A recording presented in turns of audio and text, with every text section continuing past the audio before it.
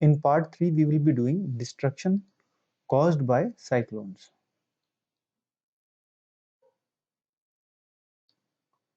यानी जो साइक्लोन्स आते हैं वो बर्बादी लाते हैं.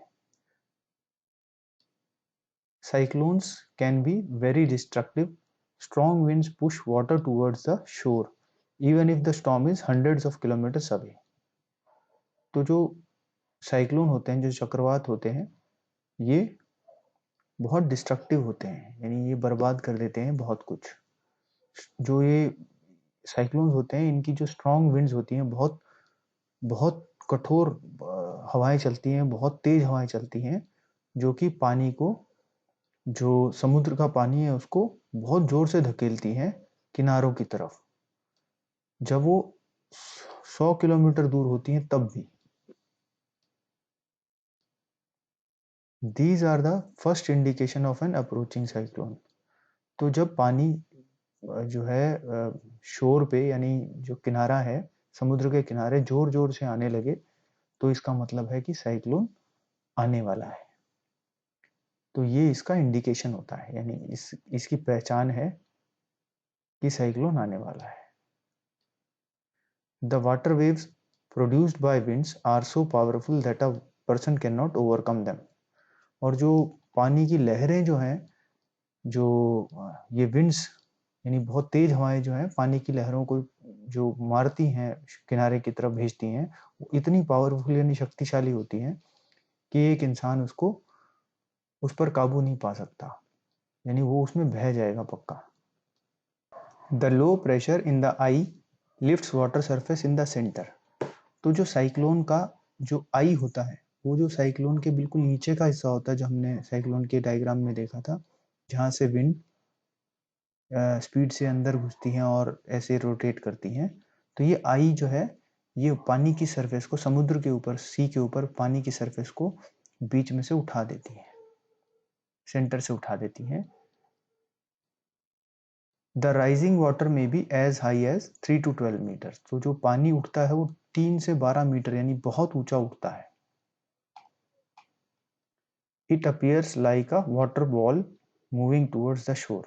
और ऐसा लगता है जैसे कि एक पानी की दीवार है जो कि किनारे की तरफ, समुद्र के शोर बोलते हैं जो समुद्र का किनारा होता है, समुद्र के किनारे की तरफ एक पानी की बॉल की तरह, यानी पानी की दीवार की तरह जाती हुई दिखती है. As a result, the sea water enters the low-lying coastal areas.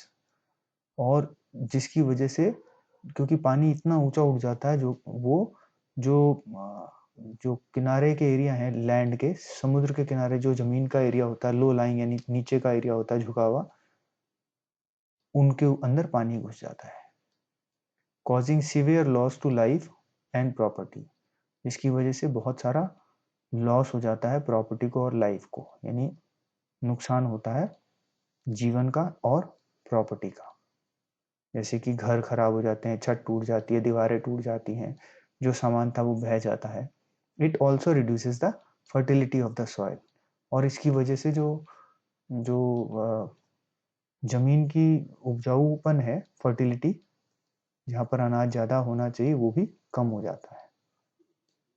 Continuous heavy rainfall में further worsen the flood situation. और अगर वहाँ पर हैवी रेनफॉल भी होता रहे, यानी बारिश बहुत तेज से लगातार होते रहे, तो वहाँ पर बाढ़ की जैसी सिचुएशन आ जाती है, फ्लड सिचुएशन आ जाती है. High speed winds accompanying a cyclone can damage houses. तो जब साइक्लोन आता है तो उसमें हाई स्पीड विंड्स होती हैं, यानी बहुत तेज हवाएं चलती हैं, जिसकी वजह से घर डैमेज हो जाते हैं, यानी बर्बाद हो जाते हैं, टूट जाते हैं.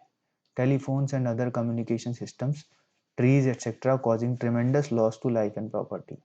और विंड्स के कारण जो टेलीफोन लाइन्स हैं टूट जाती हैं, बाकी जो कम्युनिकेशन सिस्टम है, जैसे सड़कें हैं, रेलवे ट्रैक्स हैं, ये सब टूट फूट जाती हैं, और पेड़ भी उखड़ जाते हैं, जिसकी वजह से लॉस होता है लाइफ का और प्रॉपर्टी का, नुकसान हो जाता है बहुत ज़्यादा. ट्रिमेंडस का मतलब होता है बहुत ज़्यादा, लॉस, नुकसान. अब हम देख लेते हैं कि साइक्लोन के अलग अलग क्या नाम होते हैं. अ cyclone is known by different names in different parts of the world. तो साइक्लोन को अलग अलग जगह पर दुनिया में अलग अलग नाम देते हैं. जैसे कि इसको हरिकेन बोलते हैं अमेरिकन कॉन्टिनेंट में, यानी अमेरिका में इसको हरिकेन बोलते हैं, साइक्लोन नहीं बोलते। इन Philippines and Japan it is called typhoon, और फिलीपींस और जापान में इसको टाइफून बोलते हैं। नेक्स्ट है टॉर्नेडो। तो टॉर्नेडोज भी एक तरह का तूफान होते हैं, चक्रवात होते हैं। In our country they are not very frequent, और हमारी कंट्री में यानी हमारे देश में ये बहुत ज़्यादा नहीं होते। A tornado is a dark funnel shaped cloud that reaches from sky to the ground. तो जो ये टॉर्नेडो होता है, टॉर्नेडो एक फनल टाइप का होता है ऐसा, जो ऊपर बड़ा होता है और फिर जमीन की तरफ आते होते बिल्कुल एकदम छोटा हो जाता है। और ये भी बहुत तेज विंड्स होती हैं इसमें, ऐसे घूमता है, ऐसे ऐसे पूरा घूमता है, और जो भी इसकी चपेट में आता है वो इसको ऊपर ले, जैसे यहाँ पर कुछ चीज पड़ी है तो वो उसको ऊपर खींच लेता है और कहीं दूर जाके फेंक देता है। Most of the tornadoes are week.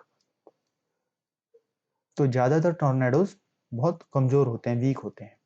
A violent tornado can travel at speed of about 300 kilometre per hour. और एक बहुत जो खतरनाक, वायलेंट मतलब खतरनाक, जो टॉर्नेडो होता है वो लगभग 300 किलोमीटर पर आवर की स्पीड से चल सकता है, जो कि बहुत नुकसान कर सकता है। टोर्नेडोज में फॉर्म विद इन साइक्लोन्स। तो जब साइक्लोन आते हैं उसके बीच में ही टोर्नेडो बन सकते हैं। The whole coast line of India is vulnerable to cyclones, particularly the east coast.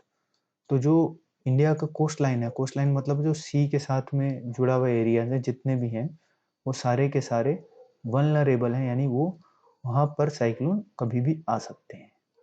Specially जो ईस्ट कोस्ट है, जो पूर्व की जो लाइन है, समुद्र की लाइन है ईस्ट में, उसके साथ में आ सकते हैं। जैसे उड़ीसा, वेस्ट बंगाल का एरिया जो है, वहां पर साइक्लोन आने का ज्यादा चांस होता है।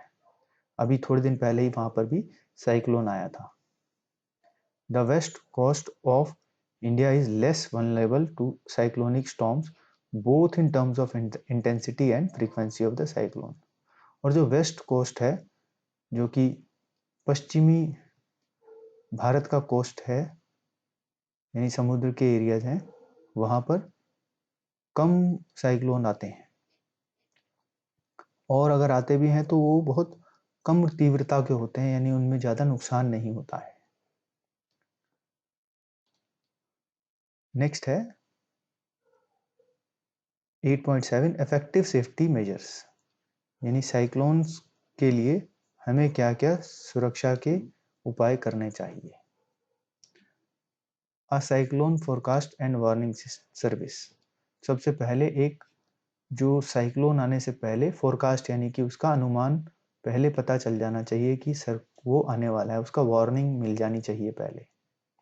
तो ये सरकार की एक सर्विस है जो चलनी चाहिए। सेकंड है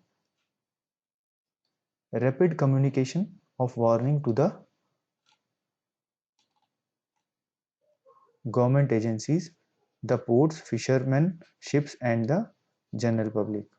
तो रैपिड कम्युनिकेशन का मतलब है जल्दी से पता चल जाना चाहिए उस वार्निंग के बारे में सबको, चाहे वो गवर्नमेंट के लोग हों, गवर्नमेंट एजेंसीज हों, चाहे वो जो सी के पोर्ट्स होते हैं, जो समुद्र के आसपास जगहें होती हैं, जो फिशरमैन होते हैं, मछुआरे होते हैं, या जो शिप्स चल रही होती हैं उस एरिया में, उनको सबको और नॉर्मल पब्लिक को भी जल्दी से जल्दी पता चल जाना चाहिए कि वहां पर साइक्लोन आने वाला है। थर्ड है construction of cyclone shelters in the cyclone prone areas and administrative arrangements for moving people fast to safer places। और तीसरी सबसे बड़ी चीज है कि हमें साइक्लोन शेल्टर्स बनाने चाहिए, यानी साइक्लोन के लिए रहने के लिए घर बनाने चाहिए लोगों के लिए, जहाँ पर लोग जब साइक्लोन आए तो वहां जाकर के शिफ्ट हो जाएं। ऐसे बड़े बड़े शेड होने चाहिए जहाँ पर लोग जाकर के रह सकें। और जो सरकारी अरेंजमेंट है ताकि वो ऐसे हों कि ताकि जल्दी से लोगों को सुरक्षित जगहों पर पहुंचाया जा सके साइक्लोन वाले एरिया से। अब है action on part of the people, यानी जो लोग हैं उनको क्या करना चाहिए जब साइक्लोन की खबर होती है। तो वो है We should not ignore the warnings issued by the meteorological department through TV, radio और न्यूज़पेपर कि जब भी मेट डिपार्टमेंट के यानी मौसम विभाग के लोग ऐसी वार्निंग देते हैं कि साइक्लोन आने वाला है तो हमें इग्नोर नहीं करना चाहिए, हमें उस पर ध्यान देना चाहिए और उस बात को समझना चाहिए, चाहे वो वार्निंग टीवी के थ्रू आए, चाहे रेडियो के थ्रू आए या न्यूज़पेपर में आए। सेकंड है, we should make necessary arrangements to shift the essential household goods, domestic animals and vehicles etc. to safer places.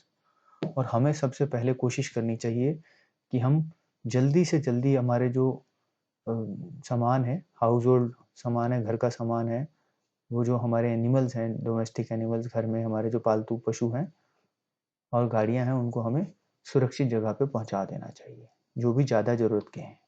Avoid driving on roads through standing water as floods may have damage the roads. तो दूसरा है कि हमें गाड़ी नहीं चलानी चाहिए सड़कों पर, क्योंकि जो बाढ़ आई होगी, पानी आया होगा, पानी ने रोड को डैमेज कर दिया होगा, जिसकी वजह से हमें हमारा एक्सीडेंट भी हो सकता है। तो हमें रोड के ऊपर अगर पानी पड़ा हुआ है तो हमें गाड़ी नहीं चलानी चाहिए। फिर है, and keep ready the phone numbers of all emergency services like police, fire brigade and medical centres. और हमारे पास पुलिस, फायर ब्रिगेड और मेडिकल सेंटर वगैरह के इमरजेंसी नंबर सभी होने चाहिए। नेक्स्ट है, some other precautions if you are staying in cyclone hit area. अगर आप साइक्लोन वाले एरिया में रह रहे हो जहां पर साइक्लोन आ गया है, तो आपको क्या क्या सावधानियां और बरतनी चाहिए। अदर प्रिकॉशंस का मतलब है और सावधानियां। वो है, do not drink water that could be contaminated, always store drinking water for emergencies. तो जो पानी है, बाहर से पानी नहीं पीना चाहिए उस दौरान जब साइक्लोन आया हो, क्योंकि वो पानी हो सकता है गंदा हो गया हो, उसमें बीमारियां हो सकती हैं। तो हमें हमेशा साफ पानी को स्टोर करके रखना चाहिए इमरजेंसी में, और वही पानी पीना चाहिए। इमरजेंसी में स्टोर करें ड्रिंकिंग वाटर को। Do not touch wet switches and fallen power lines. तो गीले स्विचेस को और जो गिरी हुई पावर की लाइन है यानी तारें हैं बिजली की, उनको ना छुएं। Do not go out just for the sake of fun. और घर से बाहर ना निकलें घूमने फिरने के लिए। Do not pressurise the rescue force by making undue demands. तो जो हमको बचाने के लिए गवर्नमेंट की फोर्स है, जैसे कि एनडीआरएफ है या आर्मी है या नेवी है या एयरफोर्स है, उनको अपनी अलग अलग तरह की डिमांड्स करके परेशान ना करें और उनको प्रेशराइज ना करें, उन पर दबाव ना डालें कि वो आपके लिए ऐसा कुछ करें जो कि उनको नहीं करना चाहिए। Cooperate and help your neighbours and friends. और अपने नेबर्स और फ्रेंड्स की मदद करनी चाहिए। नेबर्स मतलब अपने जो पड़ोसी हैं उनकी, और अपने दोस्तों की मदद करनी चाहिए। अब 8.8 में एडवांस टेक्नोलॉजी हैज हेल्प्ड, यानी कि जो एडवांस टेक्नोलॉजी है उसने मदद किया है। मतलब जो आजकल तकनीक है, साइंस है, उसमें जो एडवांसमेंट हो रहा है उसकी वजह से हमें मदद मिल रही है साइक्लोन के लिए। These days we are better protected, यानी आजकल हम ज़्यादा सुरक्षित हैं। बेटर प्रोटेक्टेड का मतलब होता है ज़्यादा सुरक्षित हैं, अच्छे से सुरक्षित हैं। In the early part of the last century, coastal residents may have had less than a day to prepare or evacuate their homes from an oncoming cyclone. तो जो पिछले सेंचुरी में या 20th सेंचुरी में, जो 20-30 साल पहले जो लोग समुद्र के किनारे रहते थे, उन्हें एक दिन का टाइम भी नहीं मिलता था, और एक दिन से भी बहुत कम टाइम मिलता था, साइक्लोन की इंफॉर्मेशन मिलती थी, और अपने आप को बचाने के लिए और अपने घर को जो साइक्लोन आने वाला है उससे बचाने के लिए बहुत कम टाइम मिलता था। The world today is very different. जो आजकल की दुनिया है उसमें बिल्कुल अलग हिसाब किताब है। Thanks to satellite and radars, a cyclone alert on or cyclone watch is issued 48 hours in advance of any executed storm and a cyclone warning is issued 24 hours in advance.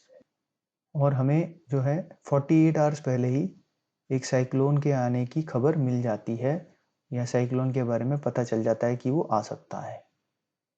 और जब एक्चुअल जो storm आने वाला है, वो cyclone की warning हमें 24 घंटे पहले मिल जाती है कि सच में साइक्लोन आने वाला है। The message is broadcast every hour और half hour when a cyclone is nearer to the coast. और हर आधे घंटे या 1 घंटे के बाद जो वो मैसेज है वो रेडियो, टीवी वगैरह पर ब्रॉडकास्ट होता है जब साइक्लोन बिल्कुल हमारे आसपास आने वाला है, जो कोस्ट के आसपास आने वाला है, यानी समुद्र के बिल्कुल कोस्ट के पास है, समुद्र के जो आसपास है। Several national and international organizations cooperate to monitor the cyclone related disasters। और बहुत सारी नेशनल और इंटरनेशनल ऑर्गेनाइजेशंस हैं, यानी बहुत सारे लोग हैं जो कि साइक्लोन को मॉनिटर करते हैं, यानी साइक्लोन को और उसके जो डिजास्टर होने वाला है उससे रिलेटेड जो भी चीज़ें हैं उनको देखते हैं और उसके हिसाब से निर्णय लेते हैं।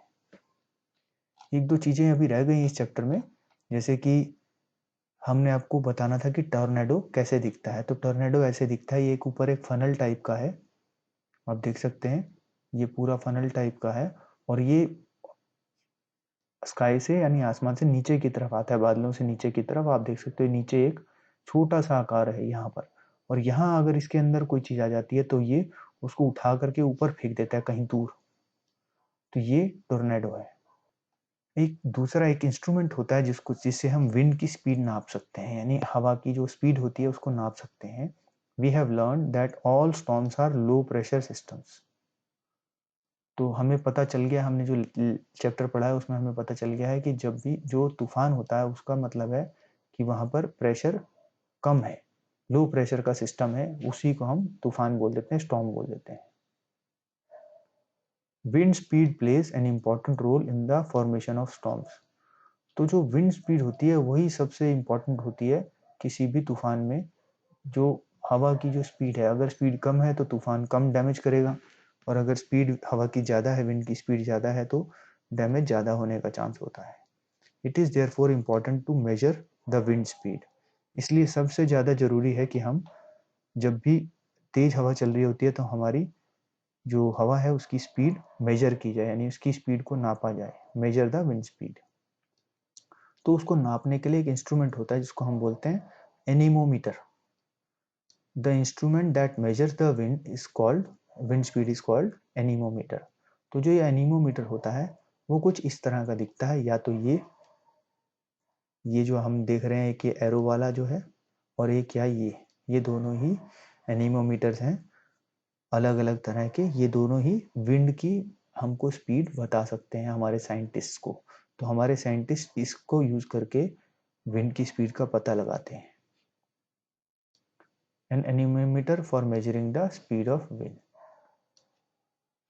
तो यहाँ पर ये चैप्टर हमारा कंप्लीट हो गया है, चैप्टर 8। नेक्स्ट वीडियो में हम इसके क्वेश्चन आंसर्स करेंगे। All the best.